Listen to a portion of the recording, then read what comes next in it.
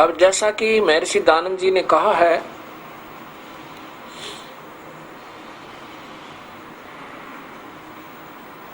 कि परमात्मा आकार में नहीं आ सकता, कबीर परमेश्वर है, वो जब चाहे अपना अन्य रूप बनाकर उसी जैसा, क्योंकि मनुष्य रूप में ही ये मनुष्य जैसे आकार में प्रभु सतलोक में है। इसका प्रत्यक्ष प्रमाण आपको बताता हूं। यही कबीर परमात्मा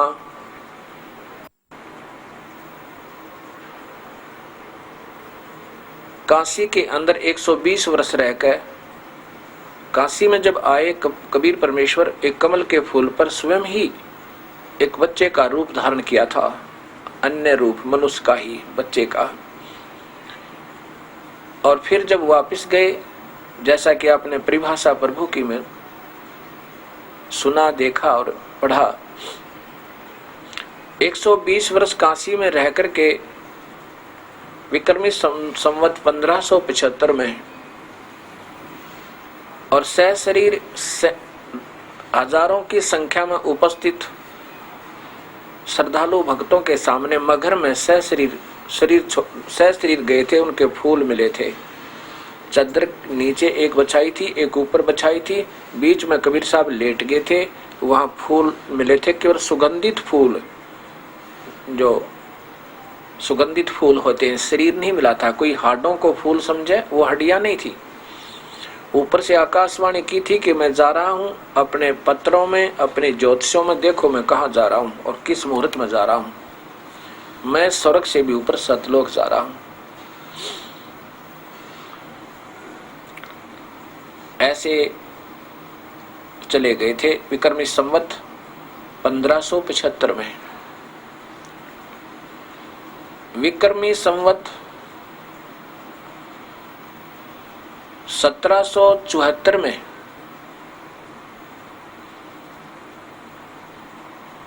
विक्रमी संवत 1774 और सन 1700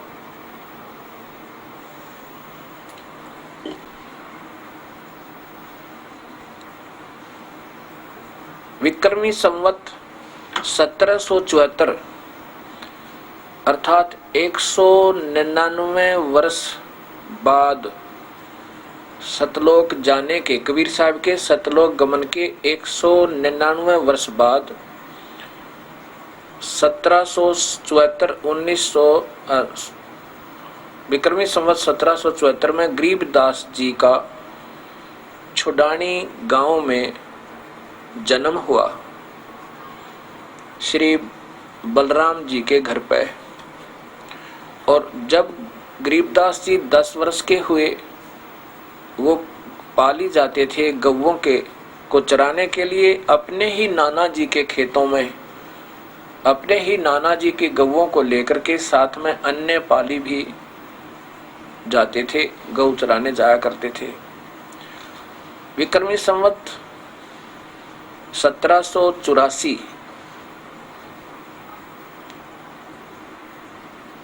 1784 अर्थात 209 वर्ष बाद, सतलोक जाने के 209 वर्ष बाद कबीर परमेश्वर सतलोक से आकर अपना सामान्य ज्यों का त्यों दूसरा वैसा ही ऊपर वाले शरीर मनुष्य रूप शरीर में जो परमात्मा रहते हैं, ऐसा ही दूसरा रूप बनाकर अपने ओवरकोट पहन के तेज पुंज का शरीर, उसके ऊपर शरीर का ऊपर एक और डाल के आए, अर्थात मनुष्य जैसा ही दूसरा शरीर बनाकर तेज पुंज का बनाकर आए। पहले भी शरीर है, जैसे अंदर भी हमारे एक सूक्ष्म शरीर है, उसके ऊपर ये स्थूल शरीर का कवर चढ़ा हुआ है। अब कोई कहे कि पहले हम निराकार थे तो ये शरीर धारण कर लिया तो हम आकार में आ गए, इसलिए हम पहले निराकार ही थे। नहीं, हमारा आकार फिर भी है, वो इन आंखों से नहीं दिखाई देता। उसको सूक्ष्म शरीर कहते हैं, वो दूरबीन से भी नहीं देखा जा सकता। उसके ऊपर एक कवर पहन कर आए। वहां गरीबदास जी को मिले जब वो 10 वर्ष के थे, और गरीबदास जी को कबीर साहब ने एक कंवारी बछिया गाय की जो नए दूध भी नहीं हुई थी और ब्याई भी नहीं थी, उसके ऊपर हाथ रखा था और हाथ रखने से उन्हें अपने आप दूध देना शुरू किया था। एक लोटा भर दिया, आधा दूध स्वयं पिया कबीर साहब ने और बाकी गरीबदास जी को प्रथम उपदेश दिया। उसको पान परवाना कहते हैं। पान परवाना होता है पेय जल के माध्यम से, पेय पदार्थ के माध्यम से, यानी दूध या जल, चाहे वो नारियल से निकला हुआ जल हो, चाहे सादा मंत्रित जल। एक संत जो नाम देता है उसमें मंत्र बोलता है, प्रभु का बताया हुआ, उस मंत्र को बोल करके फिर वो जल पिला जाता, उसको पान परवाना कहते हैं।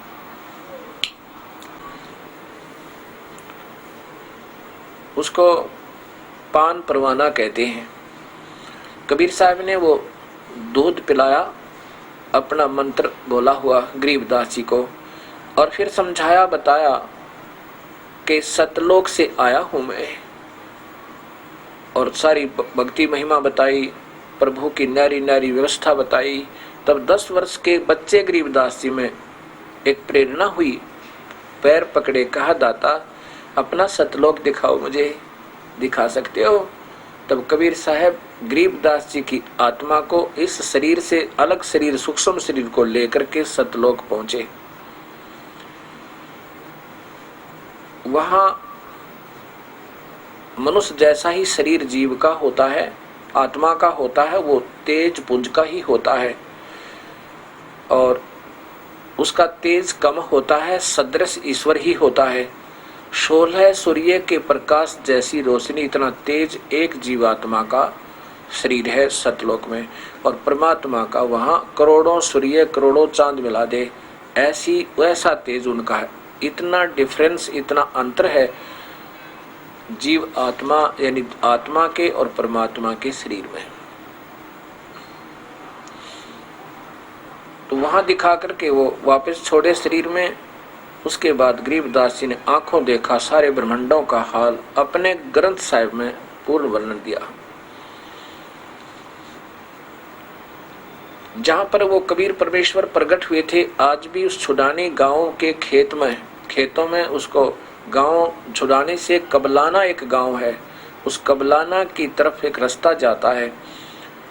अब वहां पर एक ड्रेन बना हुआ, ड्रेन के पार करते ही आधा किले पे स्वयं देखा हुआ इस दास का सैकड़ों बार, और अपने भक्तों को भी दिखाया, वहां पर सेवकों को भी, ये दृढ़ता जताने के लिए कि वास्तव में ये ऐतिहासिक स्थल आज भी विद्यमान है। वहां जहां कबीर साहब प्रकट हुए थे, आकर के अपना वैसा ही रूप, सतलोक जैसा दूसरा रूप बनाकर आए थे।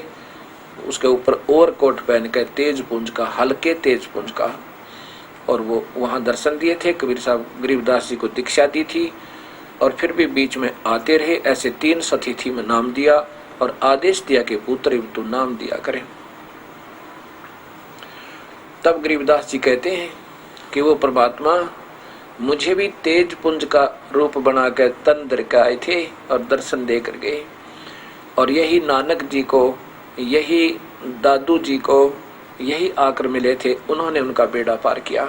गरीबदास जी के पंजाब के अंदर सैकड़ों से भी ज्यादा आश्रम बने हुए हैं। इसी कबीर परमेश्वर की प्यारी आत्मा परमहंस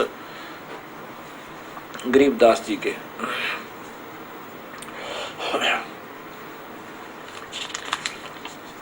गरीबदास जी ने अपने ग्रंथ साहिब में ब्रह्म वेदी में लिखा है, गैबी ख्याल विशाल सत गुरु अचल दिगंबर थीरे हैं, भक्ति हेत काया दर आए अवगत सहत कबीर हैं। वो तेज पुंज का भक्ति हेत काया धर आए अवगत सत कबीर हैं, यानी ऊपर अपना तेज पुंज का शरीर बनाकर आगे बताएंगे ये इसी में। नानक दादू अगम अगादू तेरी जहाज खेवट सही, सुख सागर के हंस आए भक्ति हिरंबर उर दरी। कोटि भानु प्रकाश पूर्णी, रोम रोम की लारे है, अचल अभंगी है सतसंगी, अवगत का दीदार है।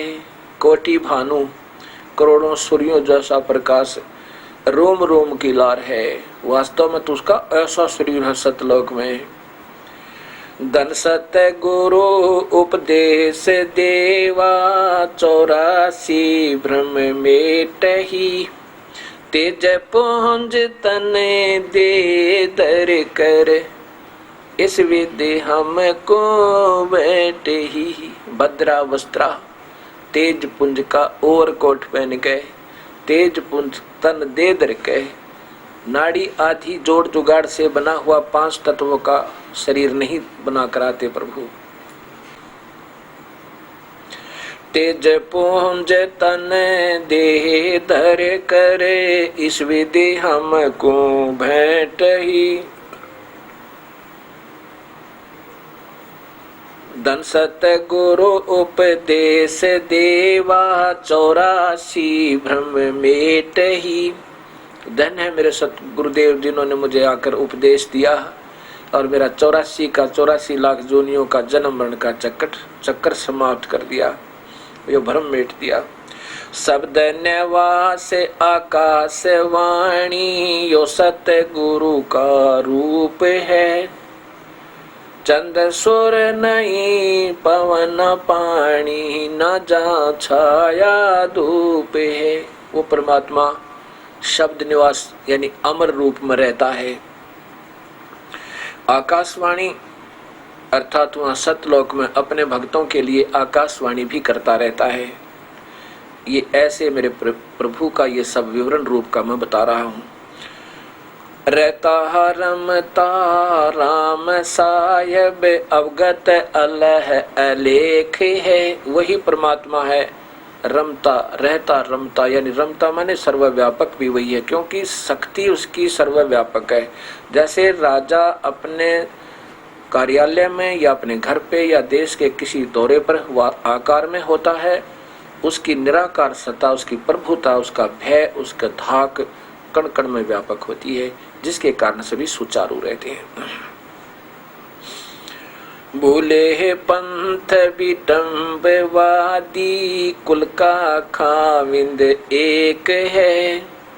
भूले पंथ विटम्बवादी, कुल का खाविंद एक है। खाविंद माने खसम, मालिक, पति, परमेश्वर, सबका एक ही मालिक है। ये भूले पंथ, ये नाना रास्ते बना रखे बड़ी आत्माओं ने, ये भूले हुए हैं। रोम रोम में जाप जप ले, अष्ट कमल दल मेल है। सुरत नृत को कमल पठावो, जादी ही पक बिन तेल है। रोम रोम में जाप जप ले, जो नाम बता रखे हैं, हृदय कसक पूरी कसक के साथ उसका जप जाप कर ले। अष्ट कमल दल मेल है, यानी ये 7 कमल हमारे शरीर में है। अष्ट कमल जो है वो पारब्रह्म सुख, ऊपर जो शरीर इससे बाहर जाएगा, जो पारब्रह्म के अंदर हम जाएंगे, वहाँ एक अष्ट पंखड़ी का एक और कमल है, 8वां कमल है। उसकी 8 ही पंखड़ी है, उसकी भी 8 ही पंखड़ी, लेकिन इस ब्रह्मांड से बाहर है, वो परब्रह्म के लोक में है। वहाँ पर अष्ट कमल दल मेल है। सुरत नृत को कमल पठावो, जादी पक बिन तेल है। अपने सुरत नृत को उस कमल पर भेजो जहाँ पर प्रकाश है बिना तेल का, और वहाँ पर वो प्रभु का भी दर्शन है। हरदम खोज है नोज हाजर, त्रिवेणी के तीर हैं। दास गरीब तबीब, सतगुरु बंदी छोड़ कबीर हैं। हरदम खोज है नोज हाजर, त्रिवेणी के तीर हैं। दास गरीब तबीब, सतगुरु बंदी छोड़ कबीर हैं। अब ये प्रमाण आज भी मौजूद है और ये तो कोई ज्यादा समय नहीं हुआ है। सन 1717 में गरीबदास जी का अवतरण हुआ और 61 वर्ष रह करके सन 1778 में छुडानी के अंदर, हरियाणा के जिला पुराना रोहतक अब झज्जर में एक गांव है छोटा सा छुडानी, उस छुडानी गांव में शरीर त्याग दिया 61 वर्ष की आयु में। ऐसे बैठकर स्वाभाविक वहां पर उनके वंशजों ने, सेवकों ने एक मंदिर बना रखा है, छत्री साहेब नाम है। वो मंदिर केवल यादगार है कि यहाँ पर ये परमेश्वर की प्यारी आत्मा गरीबदास जी का आए थे और यहाँ पर उन्होंने अपनी लीला की थी, बस केवल ये यादगार है। अब उसमें मंदिर बना लिया, घंटी बांध ली, उसके ऊपर मूर्ति रख ली, कहा कहते हैं यहीं पर आने वालों का उद्धार होगा। ये उनकी अपनी सोच है, अपनी अटकल है। लेकिन ऐसा ही संत जैसा गरीबदास जी, उन्हीं के पद चिन्हों पर चलने वाले परम संत, तीनों नामों के देने वाले, सार शब्द के देने वाला अगर मिलेगा तो जीव मुक्ति होगी, अन्यथा नहीं होगी। मैं जो आगे और बताना चाहता हूं, गरीबदास जी का एक शिष्य भूमड़ नाम का सैनी, भूमड़ सैनी सहारनपुर से आया करता था, पैर से लंग थी, लंगड़े थे। और अंतिम वर्ष में जब गरीबदास जी ने शरीर छोड़ा यहाँ पे, तो वो उस भूमड़ भक्त ने सहारनपुर से प्रति महीना पूर्णिमा के दिन गुरुदेव के दर्शनार्थ हरियाणा के, उसमें हरियाणा तो नहीं था, यानी रोहतक जिला के अंदर छुडानी गांव में अपने गुरुदेव के दर्शनार्थ आने का कति दृढ़ फैसला किया कि प्रति महीना अपने गुरुदेव के दर्शन करने आया ही करूंगा। और वहां से पैदल चलना, उसमें यातायात के साधन थे नहीं, पैदल आना पैदल जाना, 4-5 दिन जाने में, 4-5 दिन आने में। ऐसा गरीबदास जी ने देखकर कहा कि पुत्र तू अब यहाँ मत आना। इस बात को सुनकर भूमड़ रोने लग गया कि मेरे से कोई गलती होगी प्रभु, ए गुरुदेव। गरीबदास जी ने कहा नहीं पुत्र, कोई गलती नहीं हुई, अब मैं आपके पास वहीं आके रहूंगा कुछ दिन। यहाँ तो मेरा कार्य पूरा हुआ, बच्चों की परवरिश कर दी, क्योंकि गरीबदास जी ने शादी करवाई, उनके संतान हुई।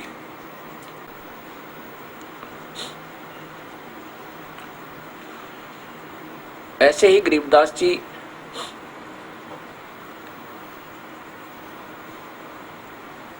विक्रमी 1978 में भादुआ के उतरते की, यानी भादुआ सुदी द्वितीया के दिन शरीर छोड़कर, और 6 महीने के, लगभग 6 महीने के बाद बसंत पंचमी के दिन वहां फिर उसी शरीर में ज्यों का त्यों सहारनपुर में प्रकट हो गए, मनुष्य शरीर धार के, और भूमड़ से मिले जाके। 6 महीने तक भूमड़ रोता रहा कि गुरु जी का आदेश है कि छुडानी नहीं आना, और मैं दर्शन बिन रह नहीं सकता, जैसे सर्प मणि बिना और मीन जल बिन तड़पती है, ऐसे रो रो का बुरा हाल किया। और सोचता रहा कि प्रभु अवश्य मेरे से कोई गलती बनी है, आपने मेरे को छुडानी आने से मना कर दिया। ए दाता, ऐसी क्या भूल बनी दास पे, अक्षमा कर दो, आपका बच्चा आपके चरणों की धूल हो, मुझे दर्शन दे दो दाता, मेरी गलती बता दो मालिक, और आदेश बिना मैं आऊं तो भाई मेरे को, मैं जो है भक्तिहीन हो जाऊंगा, गुरु मर्यादा भंग हो जाएगी। इस डर से छुडानी भी नहीं आया। 6 महीने के बाद बसंत पंचमी के दिन जब गरीबदास जी वहां पर जाके मनुष्य शरीर धारण करके वैसा ही ज्यों का त्यों जैसा छुडानी में थे, 61 साल की आयु जैसा ही भूमड़ से मिले, भूमड़ चरणों में गिर गए और गिर के रो के पूछते हैं, प्रभु दास पर कोई गलती हुई? ए दाता, आपने बता दो, मुझे कोई गलती हो गई होता है। तो गरीबदास जी कहने लगे, पुत्र कोई गलती नहीं हुई तेरे से, अब मैं तेरे पास ही रहा करूंगा। अब ज्यादा ना लंबा बता करके मैं ये बताना चाहता हूं कि वहां 35 वर्ष रहे गरीबदास जी, और हिंदू और मुसलमान उनके शिष्य हुए। वहां पर पुरानी अनाज मंडी में गरीब सराय नाम से मोहल्ला बना हुआ, गरीबदास जी के नाम था। और 61 वहां 35 वर्ष रह करके गरीबदास जी ने जो शरीर छोड़ा तो वहां सहारनपुर से 2 घोड़ों पर सवार होकर वहां के सेवक छुड़ानी आए ये पता करने के लिए कि महाराज जी का ने शरीर त्याग दिया है गरीबदास जी ने, उसका अंतिम संस्कार कहाँ करना है, छुड़ानी में लाए सबको या सहारनपुर में ही उनका अंतिम संस्कार कर दें। जब वो दोनों घुड़सवार वो सेवक छुड़ानी में आए, उन्होंने कहा कि गुरुदेव ने गरीबदास जी ने प्राण त्याग दिए हैं, शरीर त्याग दिया है और उनका सब यहाँ लाना है या वहीं अंतिम संस्कार कर दें, जैसे आपका आदेश हो ऐसे करेंगे। तब वहाँ गांव वाले उस भगत आत्मा कहने लगे किस गरीबदास का जिक्र कर रहे हो? अपने गुरुदेव गरीबदास जी का, जो छुड़ानी वाले जो यहाँ रहा करते थे, भूमड़ भगत के गुरुदेव हैं और हमने भी वहाँ उनसे दीक्षा ले रखी है। जब वो गांव वालों ने बताया कि वो तो 35 वर्ष पहले यहाँ शरीर छोड़कर चले गए थे और ये यादगार, छोटी सी यादगार बना रखी थी उस समय कि यहाँ शरीर उनका अंतिम संस्कार किया हुआ है। इस बात को सुनकर गांव वालों को यकीन नहीं हुआ। वहां से फिर 2 घोड़े और लेकर के उनके साथ 2 घुड़सवार वहां सहारनपुर गए छुड़ानी वाले। जब उन्होंने वहां जाकर देखा कि ज्यों का त्यों शरीर, वो शरीर त्यागा हुआ उन महान आत्मा का, तब छुड़ाने वालों ने हाथ जोड़कर कहा उन भक्तों ने कि इनकी लीला अपरंपार है, यही अंतिम संस्कार कर दो। आज भी वो छत्री साहब नाम से वहां यादगार बनी हुई है। सहारनपुर में चलकाना रोड से कलसिया रोड जाता है, चलकाना रोड से कलसिया रोड पर चलते ही लगभग आधा किलोमीटर भी नहीं है, लेफ्ट हैंड को छत्री साहब आज संत गरीबदास जी महाराज की वहां बनी हुई है। वो बहुत पुरानी होगी थी। ये दास उसको देखने जब गए, मेरे साथ सेवक भी थे, वो जीर्ण शीर्ण सी हो चुकी थी।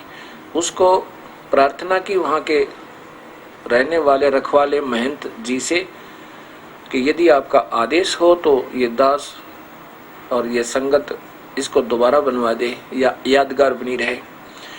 तो उन्होंने आदेश दे दिया कि आप बना सकते हो। वो बहुत जीर्ण शीर्ण सी, बहुत पुरानी छोटी छोटी ईंटों की बनी हुई थी। ऊपर का सब ईंटें हटा कर नीचे समाधि, नीचे तक वही पुरानी ईंटें हैं अभी तक। नीचे की फाउंडेशन नहीं छेड़ा हमने, ऊपर ही उसको दोबारा तैयार किया, बहुत अच्छी सी ठीक ढंग से बना रखी है।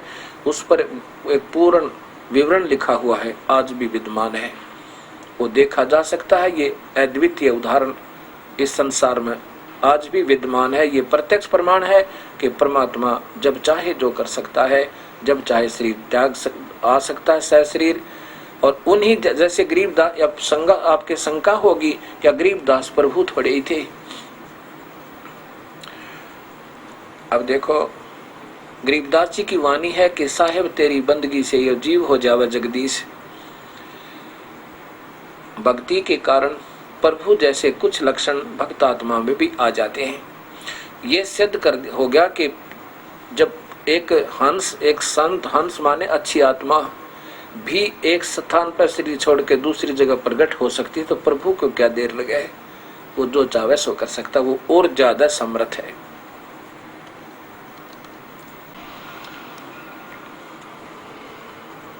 भक्त समाज के सामने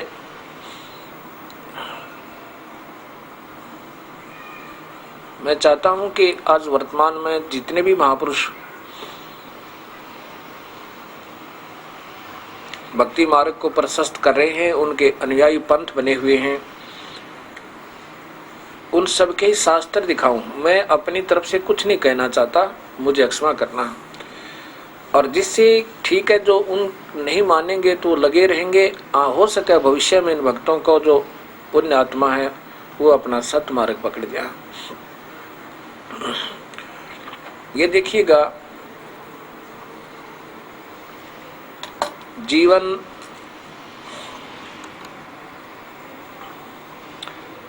जीवन शिक्षा निरंकारी बाबा गुरबचन सिंह जी महाराज, और ये इनकी ऊपर देखिएगा ये कहाँ से प्रकाशित है? निरंकारी बाबा जीवंत शिक्षक निरंकारी बाबा गुरबचन सिंह जी महाराज, ये JRD प्रकाशक है, संत निरंकारी मंडल दिल्ली। इसके 162 पृष्ठ पे, इनके 162 पृष्ठ पर आप देखिएगा कि मौलिकता, यहां देखना नीचे 162 पृष्ठ है। इसमें बाबा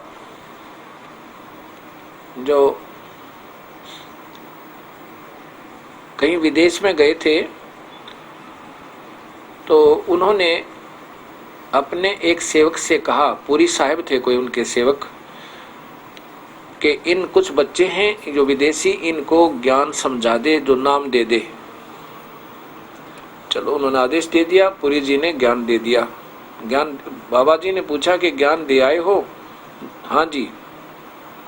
फिर बाबा जी ने पूछा सिमरन कौन सा दिया है? पुरी साहब ने कहा, बाबा जी यही 1 दाओ फॉर्मेसिस और surrender to thee kindly 2-3 kindly forgive me. हजूर बाबा जी यह तो ठीक है, उन्हें कहा कि समझाने के लिए आपने सिमरन को भी ट्रांसलेट अनुवाद किया है, लेकिन ज्ञान पूरा नहीं दिया गया। आप जानते हैं कि भाषा कोई भी हो,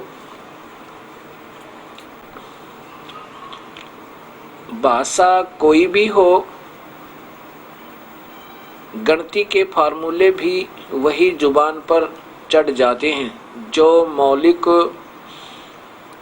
होते हैं। इसी प्रकार ज्ञान किसी भी भाषा में दिया जाए, सिमरन एक ही है, एक तू ही निरंकार, मैं तेरी शरण, मुझे बख्श लो। ये मंत्र है इन महर्षि जियों का, इन महाराज जियों का। ये मंत्र है, क्या है कि एक तू ही निरंकार, मैं तेरी शरण, मुझे बख्श लो। ये देते हैं बाबा गुरबचन सिंह जी महाराज के द्वारा ये लिखी हुई है कि ये हमारे इसमें निरंकारी मंडल में ये नाम दिया जाता है। अब इनका तो सीधा सा यहीं से आप समझ लिए कि कितना इससे क्या लाभ होगा। जब मंत्र ही गलत है, बीज ही व्यर्थ है, आम का बीज है ही नहीं, महिमा आम की गा रहे हैं और कहते हैं परमात्मा निराकार है।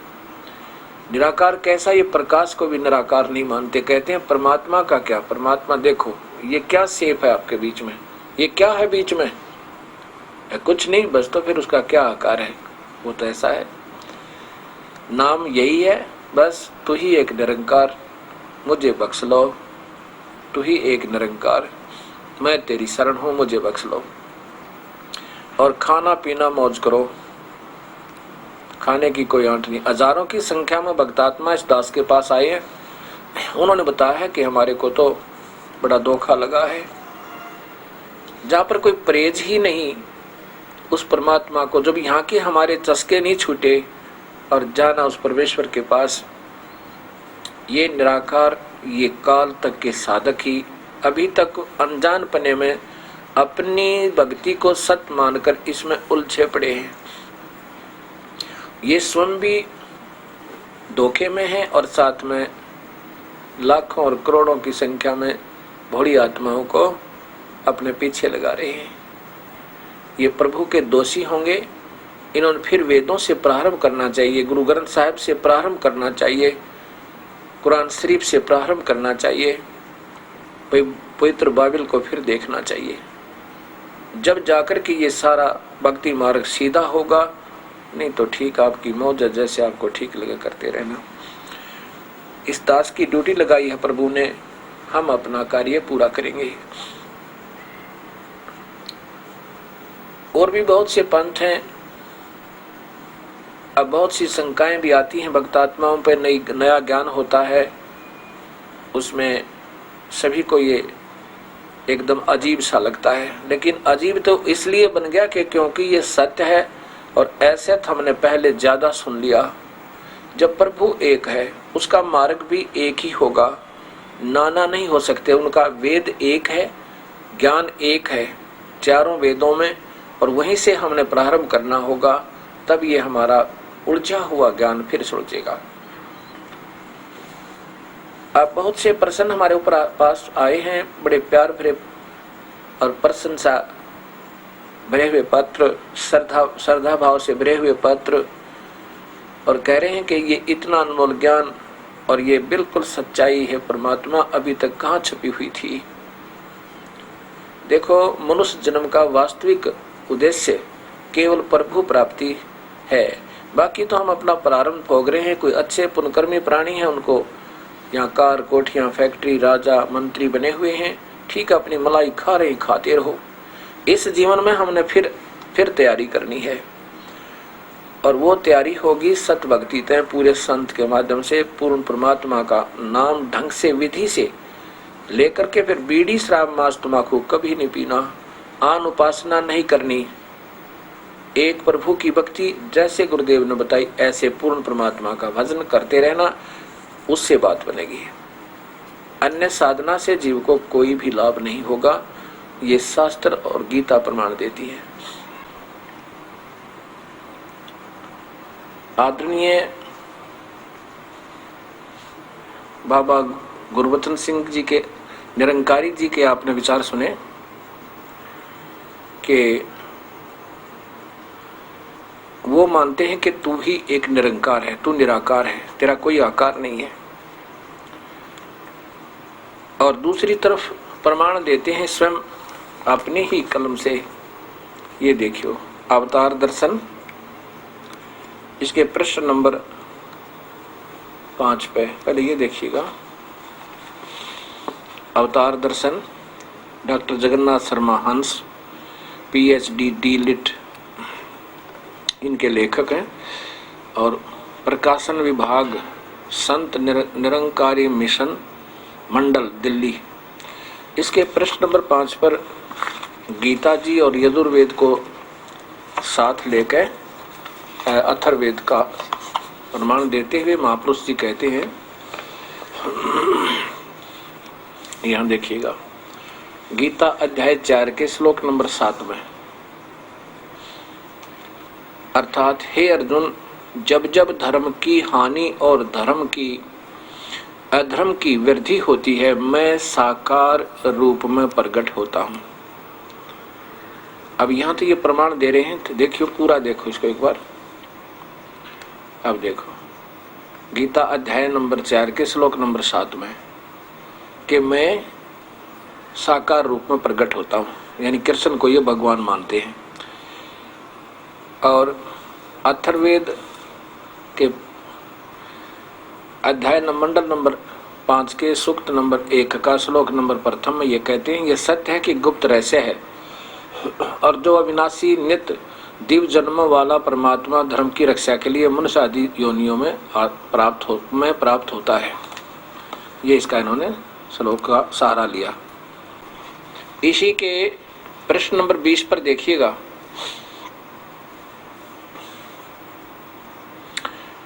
ये स्वयं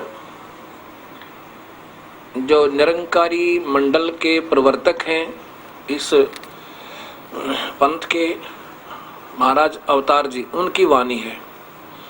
बिन देखे बिन जाने ए पर कमना ओण उचारे नाम, पहलों दर्शन मगरों प्रीत, फिर भावे कोई जप करे, कह अवतार बिना रब देखे, आप नहीं जाप नहीं वो तो विरलाप करे। फिर अवतार जी की आज्ञावाणी देखिए, अल्लाह ईश्वर गाड वाहे गुरु, इसके ही सारे नाम, राम मोहम्मद नानक ईसा, एक से एक प्यारे नाम, निरंकार है नाम आज का। ये नया जाप बता दिया, निरंकार है आज का नाम उसका, निरंकार है नाम आज का। यह भी कोई पुकारे नाम, बिन देखे बिन जाने इसको व्यर्था कोई उचारे नाम। पहले दर्शन पीछे प्रीति, फिर चाहे कोई जप जप करे। कह अवतार बिना हर देखे, जाप नहीं विरलाप करे। अब नीचे इसका सरलार्थ किया स्वयं, कहते हैं इस परमात्मा का दर्शन किए बिना अथवा इसका ज्ञान हुए बिना, बता दर्शन या ज्ञान का, दर्शन हुए बिना अथवा ज्ञान हुए बिना। ये देखिए फिर देखना, इस परमात्मा का दर्शन किए बिना अर्थात अथवा माने या इसका ज्ञान हुए बिना प्रभु के प्रत्येक नाम के उच्चारण व्यर्थ हैं। प्रभु का पहले दर्शन इसके पश्चात यदि पहले दर्शन अप्रोक्ष अनुभूति, ये दर्शन है, अप्रोक्ष गुप्त अनुभूति इसको दर्शन कहते हैं अथवा ज्ञान हो जाता है, तो पीछे इस हरि से प्रेम स्वमेव हो जाता है। अब विचार करो भक्तात्माओं, अब यही नहीं समझ में आ रहा ये कहना क्या चाहते हैं, समाज को देना क्या चाहते हैं, ये बताना क्या चाहते हैं और कह क्या रहे हैं, और फिर क्या अनुभूति कराते हैं जिन भक्तात्माओं ने इनसे उपदेश था महापुरुषों से। अब यहाँ इस दास के पास काफी आए हैं, उन्होंने बताया कि बस ये बताते हैं भगवान का कोई आकार तो है ही नहीं। यही सोचो जब हम निरंकार कह ही रहे हैं तो आकार तो है ही नहीं। और फिर क्या दिखाते हैं, देखो इन दोनों हाथों के बीच में देखिए क्या दिखाई देता आपको। वो कहेगा कुछ नहीं जी, बस तो फिर उसका आकार क्या है, होगी अनुभूति को होगी जी, बस ठीक है। अब कुछ खाओ, शराब पियो, मांस खाओ, गुट्टी छुट्टी लाओ, कोई पाबंदी नहीं, कोई प्रीत नहीं खाने पीने में, बस तो फिर तो मौज है, करोड़ों संख्या में इकट्ठे हो जाए। और ये दास कहता है बीड़ी शराब मांस तमाकू को कभी नहीं छूना। यदि प्रभु चाहते हो और लीला करते हो तो करते रहो, ये कभी परमात्मा व्यसन करने वाले को, अमल करने वाले को, नशा करने वाले को, मांस खाने वाले को, शराब पान करने वाले को, सुल्फा पीने वाले को प्रभु नहीं मिल सकता। इन्होंने तो ऐसा काम किया हुआ महापुरुषों ने, ठीक है एक बार तो दुख होगा इनको, क्योंकि ये अपने मार्ग को सत्य मान कर प्रचार कर रहे हैं। अगर इनको पता लग जाता कि असत्य है तो पहले ही त्याग देते। ऐसा कोई बताने वाला मिले नहीं गा, तब तक हम गलती पर गलती करते ही रहेंगे। इसका कहीं ना कहीं जरूर समाधान होगा। प्रभु इतना अनजान नहीं है, उस समय देख रहा है। इन्होंने तो ऐसा किया हुआ कि एक समय एक मेला लगा हुआ था, उस मेले में किसी ने ऐसे ही एक टेंट लगा दिया और उसके ऊपर बड़ा सुंदर अक्षरों में लिखवा दिया कि जो देखे एक बहुत ही अनमोल चीज है, जो नहीं देखेगा वो पछताएगा। सारे मेले का ध्यान एकत्रित हो गया और वहां पर गेट पर काफी व्यवस्था कर दी कि 1 रुपया लगेगा टिकट का और इस दरवाजे से टेंट में प्रवेश करो, उधर निकल जाओ। तो दुनिया की लाइन लगी। अब अंदर जाओ तो टेंट में क्या कुछ भी नहीं, एक और खड़ा लठ लिए वहां पे। वो अंदर जाने वाला नोट पहले ले लिया 1 रुपया, क्योंकि पहले 1 रुपये की बहुत कीमत होती थी। आज तो 100 रुपये भी नहीं है उस 1 रुपये की कीमत, शायद 100 रुपये के लगभग हो, इतनी कीमत थी चांदी का रुपया।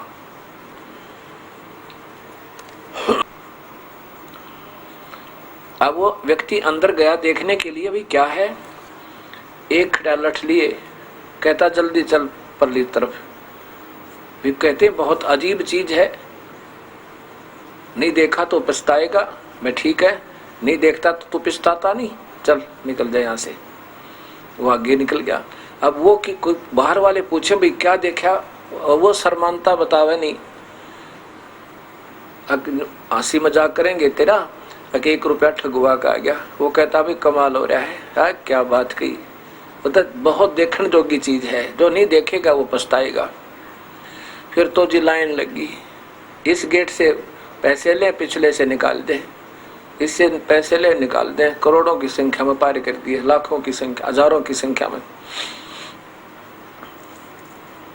और कोई नहीं बताओ एक दूसरे ने क्या देखा। अब देखो शास्त्र हमारे पास है, और प्रभु एक बतावें, साधन अपने अपने बतावें, नाम से मुक्ति बतावें, नाम भिन्नता कर रहे, तो ऐसे प्रभु नहीं मिलता। अब इन महापुरुषों ने क्या कर दिया, शास्त्रों को समझ तो आई नहीं इनको, अब उनमें फेरबदल प्रारंभ कर दिया इन कलयुगी महात्माओं ने, ऋषियों ने, संतों ने। आप देखिएगा, आपको दिखाता हूं एक वैदिक गीता।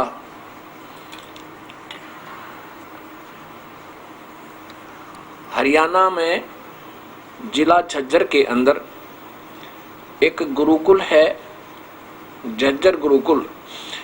इसमें ये महात्मा जी श्री स्वामी आत्मानंद सरस्वती, इसका इन्होंने भाष्यकार गीता जी का, ये श्री मद भगवत गीता भाष्यम, इन्होंने इनका भाष्य किया है। भाष्य तो दूर रहा, इन्होंने तो इसका काम बिगाड़ दिया सारा ही। इन्होंने तो ऐसा काम कर दिया, आज तक मैंने नहीं देखा था कि ऐसा भी सतर गिर जाएगा भक्ति का। देखना इन्होंने क्या किया है, ये देखो कहाँ से प्रकाशित है। वैदिक गीता, ऊपर देखिएगा, वैदिक गीता मद भगवत गीता भाष्यम विवरणोपेतम, भाष्यकार श्री स्वामी आत्मानंद जी सरस्वती, प्रकाशक है हरियाणा साहित्य संस्थान गुरुकुल झज्जर, जिला झज्जर, द्वितीय वार 2000 विक्रमी संवत इतने में, मूल्य इसका इतना। आचार्य प्रिंटिंग प्रेस दानंद मठ रोहतक, यहाँ से ये प्रकाशित है। इन्होंने क्या कर दिया कि जो गीता है वो सही नहीं है, जो गीता है वो सही नहीं है, उसमें बहुत कुछ गलतियां, यानी जानबूझ करके कुछ श्लोक मिलाए हुए हैं। अब यहाँ देखिए, यहाँ से प्रारंभ करते हैं। ये मानते हैं कि पहला तो ठीक है, पहला ये द्वितीय अध्याय, इनमें बता रहे हैं कौन कौन से श्लोक बाद में मिलाए गए हैं जो वास्तविक नहीं है।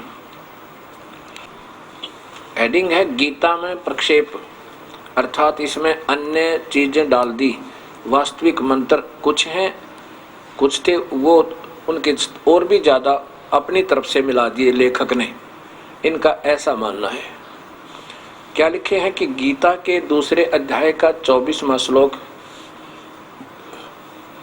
प्रक्षिप्त है, अर्थात जानबूझकर मिलाया गया है, ये गीता में नहीं आना चाहिए था ये 24वां। आगे देखो,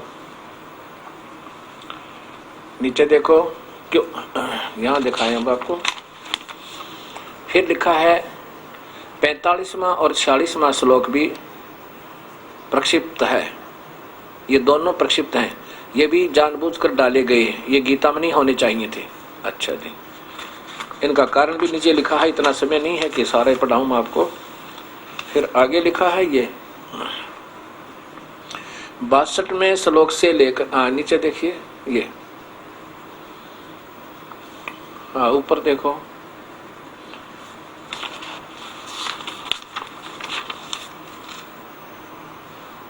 इन्होंने ये देखो। फिर अब तृतीय अध्याय में क्या किया है कि तीसरे अध्याय में 30, 31 और 32 ये श्लोक व्यर्थ है, अर्थात ये नहीं होने चाहिए थे इसमें। आगे फिर देखो, अब चौथे अध्याय में प्रारंभ से लेकर 25 श्लोक 1 से लेकर चौथे अध्याय का 1 से लेकर 25 श्लोक नहीं चाहिए थे इसमें, ये जानबूझ कर डाले गए, प्रक्षिप्त है। अच्छा आगे देखिए,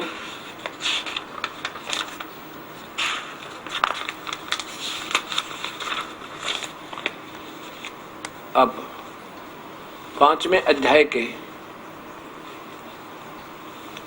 13वें श्लोक से लेकर 13वें श्लोक से लेकर अंत तक, 5वें अध्याय के 13 से लेकर सारे आखिर तक रिजेक्टेड।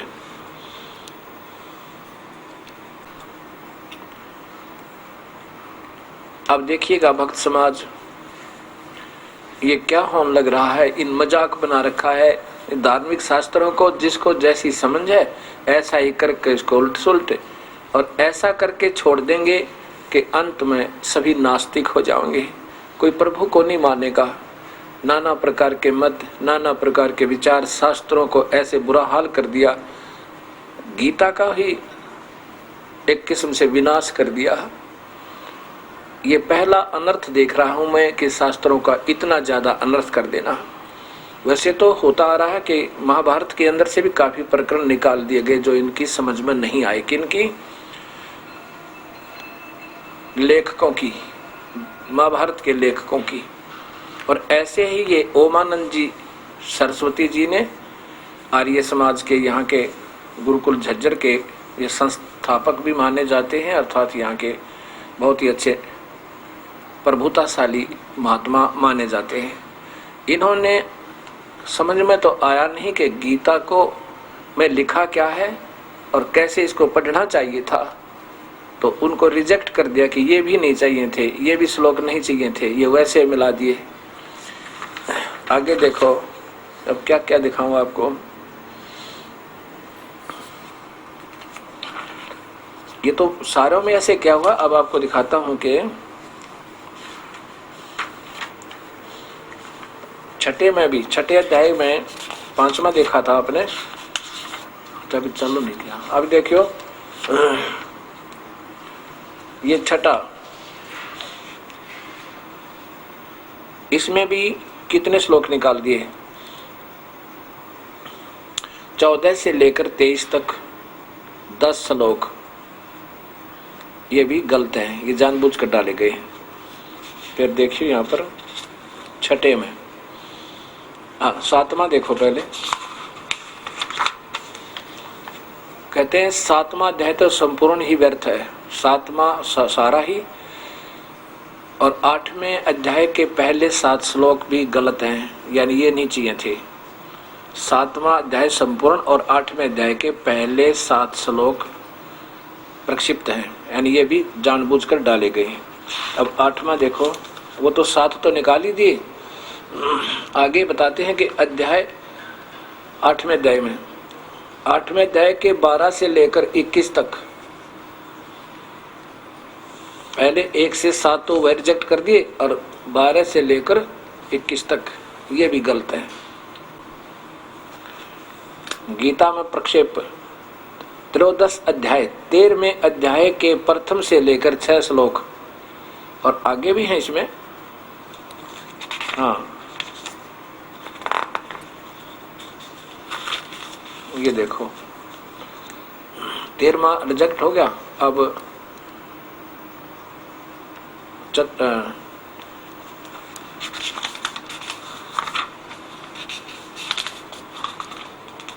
ये 14वां अध्याय है। 14वें अध्याय में, 14वें अध्याय में दूसरा, तीसरा और चौथा श्लोक प्रक्षिप्त है। 14वें अध्याय का दूसरा, तीसरा और चौथा ये नहीं चाहिए थे। अच्छा आगे देखो, आगे है इसके बाद इस अध्याय के 29वां श्लोक भी प्रक्षिप्त है, 29वां भी नहीं चाहिए था। तेरे 7वें में, 29वें में स्पष्ट लिखा है, अब दिखाऊंगा आपको 29वां, इसमें क्या लिखा है कि वो तत्व ब्रह्म, वो तत्व ब्रह्म। अच्छा देखो ना, हाँ आगे देखो 29वां प्रक्षिप्त है, तो हो गया। आगे देखिए यहाँ ये 5-10 अध्याय, 15वां अध्याय सारा ही प्रक्षिप्त है। 5वां अध्याय तो सारा ही रिजेक्टेड है। 14वें हाँ, ये इसका कारण बता रहे हैं किस कारण से। 15वां तो बिल्कुल रिजेक्टेड है। आगे देखो 17वां 16वां अध्याय में 16वें अध्याय में 18वां 19वां और 10वां 20वां श्लोक प्रक्षिप्त है। इसमें 18वां 19वां 20वां और 15 तो सारा रिजेक्ट है। क्यों रिजेक्ट है? क्योंकि इनकी बुद्धि से बाहर है कि ये 3 भगवान कहाँ से लिख दे गीता में। अब 7वें अध्याय में है, 17वें अध्याय में 5वां और 6वां श्लोक प्रक्षिप्त है।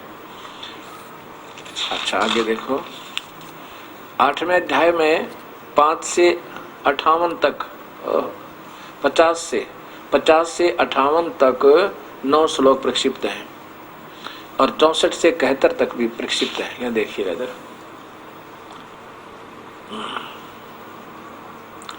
ये 64 से लेकर 71 तक भी श्लोक प्रक्षिप्त है। 64 से 71 भी रिजेक्ट कर दिए और 50 से 58 भी रिजेक्ट कर दिए।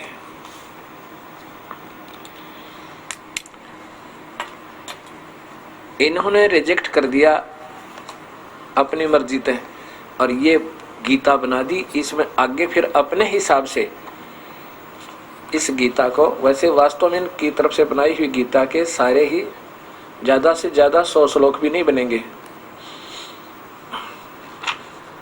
सारा इतनी गीता, ये तो वैसे इनका अपना टिप्पणी थी और यहाँ से गीता प्रारंभ करते हैं ये, जिसमें कुछ श्लोक प्रथम दूसरे अध्याय के चौथे के साथ मिला लिए कि ये यहाँ होने चाहिए थे, ये यहाँ होने चाहिए थे।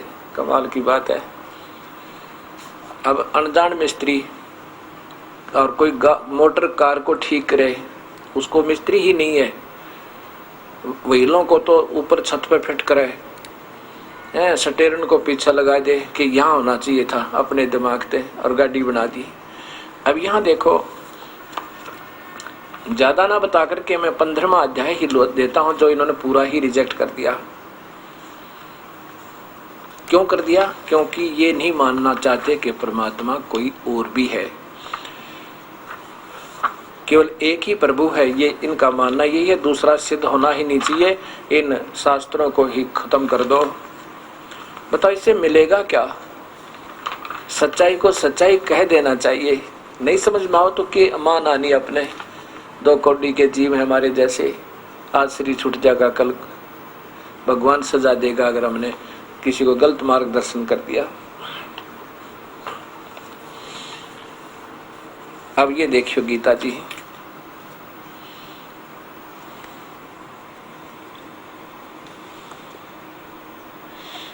और 7वां अध्याय पूरा ही रिजेक्ट कर दिया इन्होंने। ये गीता जी अध्याय नंबर 5-10 अध्याय 15वां अध्याय। इसमें प्रथम श्लोक में लिखा है कि ऊर्ध्व मूलम, ऊपर के मूल वाला, अधः शाखम, नीचे को शाखाएं वाला, अस्तुतम प्राहु अवम छंदासी अस्य प्रणानी ये तम वेद स वेदवित। जो इस संसार रूपी वृक्ष को, जिसका ऊपर ने जड़ नीचे को शाखा और पत्ते आदि हैं, इसको सही ढंग से जानता है, वो वास्तव में ज्ञान जानकार है, वेदवित। आगे देखो दूसरे में क्या कहा है, ऊपर ही है ये दूसरा। हाँ ये और भी रहेगा इसका, ये मैं समझा दिया आपको, ऐसा ही है। अब देखो अधः च ऊर्ध्वम, इसकी नीचे, ऊर्ध माने नीचे, अधः माने नीचे, ऊर्ध्वम माने ऊपर को, प्रसरता यानी फैली हुई, तस्य माने उसकी शाखा, गुण प्रवर्धा, ये 3 गुणों रूपी टहनिया, ब्रह्मा विष्णु महेश, विश्व वाला अर्थात फिर आगे छोटी छोटी कोपले। अधः माने नीचे, च मूलानी, अधः नीचे या नीचे के कौन से? इन लोकों में, पाताल लोक में, पृथ्वी लोक पर, स्वर्ग लोक तक इनकी यानी पूरी रेंज है। च और यह कर्म अनुबंधनी, मूलानी, कर्मों में बांधने की ये जड़ हैं। ब्रह्मा विष्णु महेश रूपी ये शाखा जो नीचे को फैली हुई है, टहनियां शाखा, ये इस कर्म बांधने की मुख्य कारण है इस जीवात्मा की। इस संसार रूपी वृक्ष की तीनों गुण रूप रजगुण ब्रह्मा, सतगुण विष्णु, तमगुण शिव जी फैली हुई लिखना था, फैली हुई।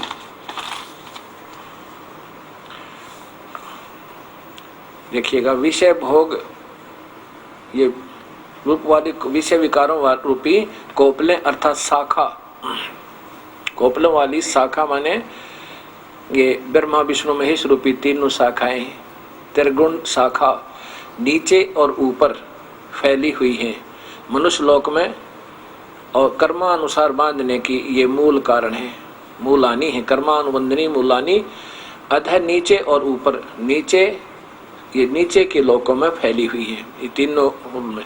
अच्छा, अब इसमें 15वें में आगे लिखा है, पहले ये देखिएगा। कबीर साहब कहते हैं अक्षर पुरुष एक पेड़ है, निरंजन वा की डार और तीनों देवा शाखा है, ये पात्र रूप संसार है। ये है वो संसार रूपी वृक्ष, इसको समझना ऐसे है। ये ऊपर जड़ है, ये प्रोक्ष है, यानी ये गुप्त रहती हैं, जैसे पृथ्वी के अंदर चली जाती हैं, ऐसे ये ऐसे स्थान पर जहां पर इनको ये देख नहीं सकते। ये पूर्ण ब्रह्म कबीर साहिब है। ये सूर्य आदि मंडल लोग बोलते हैं इनको, सूर्य मंडल अर्थात तेज पुंज के लोग हैं ऊपर के। ये अक्षर पुरुष तो यहाँ से प्रारंभ हो गया, ये ब्रह्म पर ब्रह्म जो ऊपर दिखाई देश है, ये जड़े हैं, ये अक्षर पुरुष पर ब्रह्म है। मान लीजिए पृथ्वी से तुरंत बाहर जो वृक्ष का हिस्सा दिखाई देता है वो तना है, तना तो पर ब्रह्म है, अक्षर पुरुष है, यहाँ देखिएगा। और फिर उसके एक डार निकली, निरंजन काल ब्रह्म क्षर पुरुष, ये इसकी डार है। और फिर आगे देखना, इसकी फिर 3 शाखा है, या एक डार है और ये 3 शाखा है, रजगुण ब्रह्मा, सतगुण विष्णु और तमगुण शिव जी। ये नीचे को अर्थात इन लोकों में फैली हुई है। इसका ऐसे बनता और पात रूप संसार। अब इसी का प्रमाण इसी 15वें ही अध्याय में श्लोक नंबर 16, 17 और 18 देंगे। और 15 बताएगा कि ये काल कहाँ रहता है। ये काल रहता है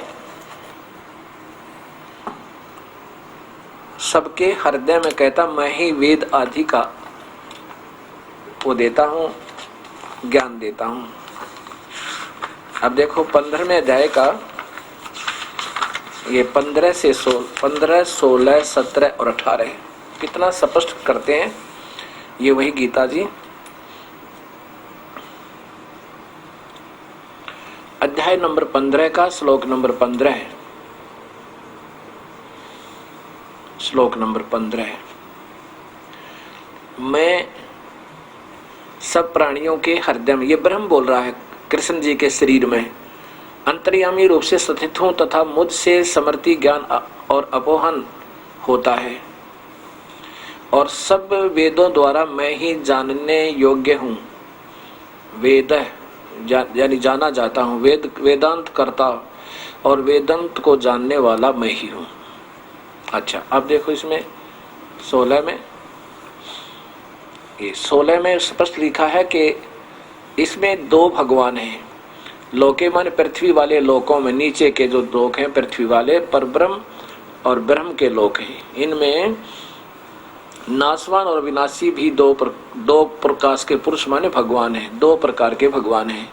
और इसी प्रकार 2 स्थिति जीवों की है कि संपूर्ण प्राणियों के शरीर तो नासवान है और जीवात्मा अविनाशी है। 15वां देखो,